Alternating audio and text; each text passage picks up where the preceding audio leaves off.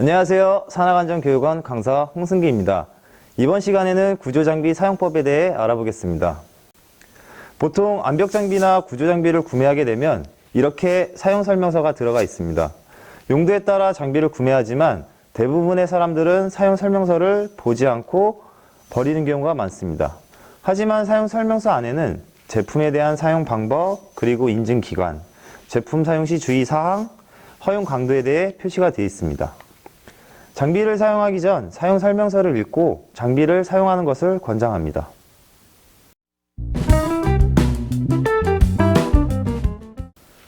이제 장비에 표기되어 있는 숫자와 용어에 대해 알아보겠습니다. 보통 흔히들 아는 MBS, 이제 파괴 강도는 이제 대부분 다 알고 생산 연도까지도 다 확인이 가능할 겁니다. 근데 여기서 이제 알아가야 할 거는 이제 CE 마크, EN, NFPA입니다. 먼저 CE 마크는 제품의 안전, 건강, 환경, 소비자 보호와 관련된 규격을 모두 만족하는 제품에 부여하는 유럽 인증 마크이며 CED에 0082, 이 숫자가 들어가는 경우 유럽 국가 안에 해당 지역을 뜻합니다. EN 같은 경우는 유럽 규격으로 장비 사용 용도에 따른 인증 코드를 나타냅니다. 그리고 등반 장비에서는 보통 NFPA라는 글자가 없을 텐데 구조 장비에서는 NFPA 1983이라는 표기가 되어 있습니다. NFPA 1983은 미국 방화협회에서 로프 구조 중 부상당한 수많은 소방관들의 요청에 의해 공표되었습니다. NFPA의 가이드라인은 미국 내 법규 기관 및 수많은 응급구조 서비스, 안전 로프 및 장비, 시스템 인증 분야에 필수적으로 적용됩니다.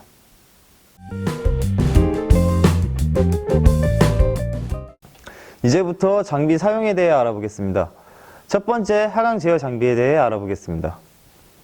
우리에게 친숙한 팔자광기가 있습니다.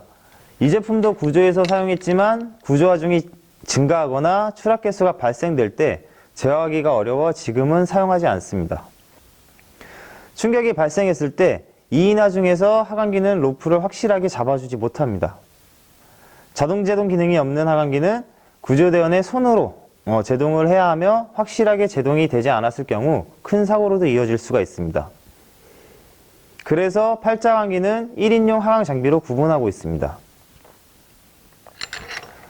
옆에 있는 그리그리도 마찬가지입니다. 자동 제동이 되는 장비이긴 하지만 제품의 사용 설명서를 읽어보면 구조용이 아닌 빌레 기구로만 인정을 받은 제품입니다. 그리그리는 1인용 등반 장비이므로 2인 이상의 하중이 실리지 않게 해야 합니다. 그렇다면 어떤 장비를 사용해야 할까요? 가장 오른쪽에 걸려있는 ID나 마에스트로 또는 클러치 이런 장비들 같이 자동 제동 기능이 있고 작업 하중이 2인 이상 가능한 장비를 사용해야 합니다.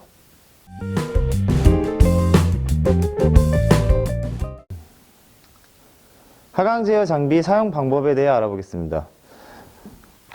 장비를 보시면 앵커 지점이나 하중을 받는 쪽은 로프에 고리 표시가 되어 있고 내가 당기는 쪽은 손으로 그림 표시가 되어 있습니다. 로프를 설치할 때는 장비를 살짝 제껴준 상태에서 게이트를 열어 장비의 그림과 같이 올바르게 설치해 줍니다. 힘에 받는 방향을 고려해서 장비를 설치해 줍니다. 자, 자동 제동 하강기를 설치할 때 로프가 정확하게 통과되었는지, 하강기가 제대로 작동하는지 로프를 당겨 확인해야 합니다. 하중이 걸린 하강기로 하중을 내려보겠습니다. 1인 하중을 내릴 때는 로프를 꺾어서 마찰을 준 상태에서 내릴 수는 있지만 만약 2인 하중이 내릴 때 장비의 마찰력만으로 2인 하중을 제어하기 어렵기 때문에 추가적인 카라비너나 장치를 통해 제동력을 추가시킬 수 있습니다. 이렇게 이제 카라비너를 같은 방향이나 각도가 벌어지지 않게 걸어준 다음에 위에를 통과시켜서 이런 식으로 제동력을 높여서 안전하게 내릴 수가 있습니다. 하강 제어 장비들은 이 외에도 다양한 기능이 있습니다. 사용하기 전에 사용 설명서를 꼭 참고하시기 바랍니다.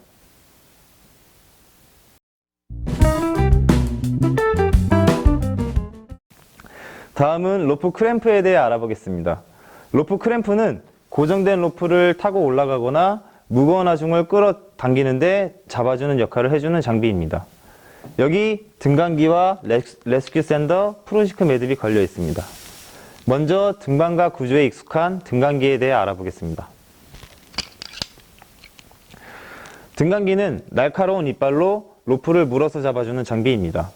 한 사람이 등강을 하거나 한 사람의 하중을 끌어당기는 데에는 크게 로프에 손상을 주지 않지만 2인 이상 또는 당기는 힘이 400kg 이상이 넘어가게 된다면 로프의 표피를 뜯으면서 심각한 손상을 줄 수 있습니다. 그러므로 등강기는 개인 1인용 등강 장비로 사용하는 것을 권장합니다. 그렇다면 2인 하중 이상 끌어올릴 수 있는 로프 크램프에 대해 알아보겠습니다.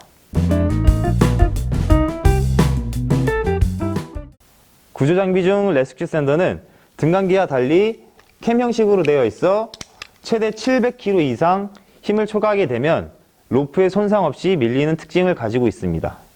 여기서 밀림 현상은 전체 시스템의 안정성을 높이는 데 매우 중요한 요소입니다.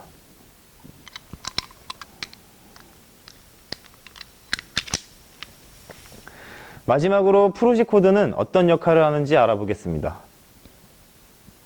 프루지 코드의 선택은 사용하는 로프의 지름의 약 4mm 정도 가는 로프를 선택하는 게 좋습니다.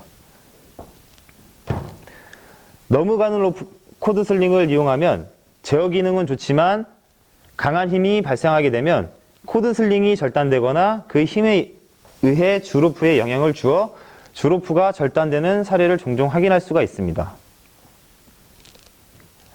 8mm 코드 슬링은 1000kg 이상의 하중을 버티고 그 힘을 초과했을 때 밀리면서 로프에 손상 없이 잡아주는 역할을 하고 있습니다.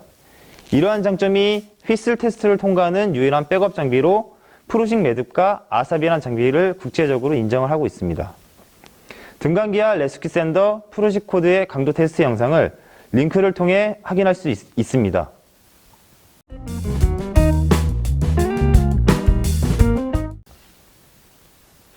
마지막으로 도르래에 대해 알아보겠습니다. 구조 현장에서 방향 전환을 하거나 하중을 끌어올리는데 다양한 도르래를 사용합니다. 도르래가 없다면 카라비너로 도르래 시스템을 만들 수 있지만 마찰에 의해서 효율이 많이 떨어지게 됩니다. 보통은 현장에서 장비가 부족할 때 이러한 방법을 사용하지만 예상치 못하게 많은 힘이 발생합니다. 이러한 단점을 보완하기 위해서 각 장비마다 가지고 있는 효율을 알아야 조금 더 원활한 시스템을 만들 수 있습니다. 도르래를 선택할 때 사용하는 로프의 지름 약 4배 이상의 시브를 권장합니다.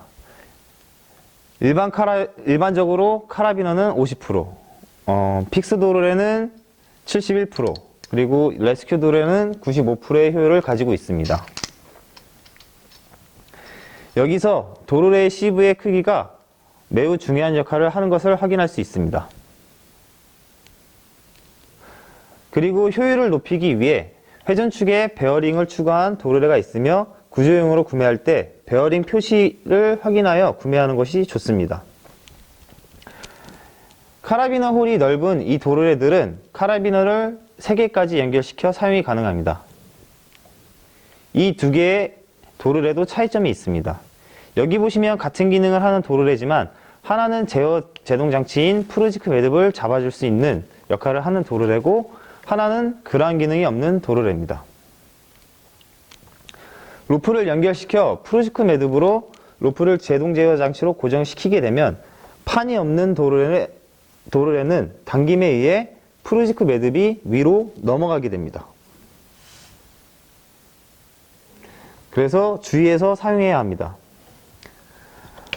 반대로 프루지크 도르래는 밑에 걸림판이 있어 로프를 당겼을 때 매듭이 위로 넘어오지 않게 됩니다. 다음은 스위벨 도르래입니다. 스위벨이 달려있는 도르래는 로프의 유통을 원활하게 도와주는 역할을 합니다. 방향전환을 이용한 구조 시스템에 많이 사용합니다. 방향전환 시 스위벨이 없는 도르래를 사용하게 된다면 판과 로프의 마찰로 인해 로프가 손상될 수 있습니다. 마지막으로 쿠테나이 도르래에 대해 알아보겠습니다.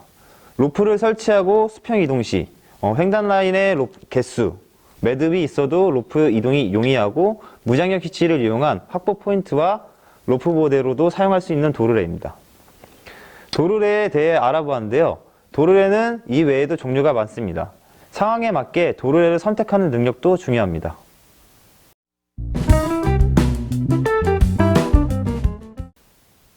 마지막으로 장비 조작 일반적인 상황에 대해서 알아보겠습니다. 첫째, 하중 제한. 하중을 충분히 견디고 구성 요소가 망가지기 전에 미끄러져야 한다. 둘째, 백업.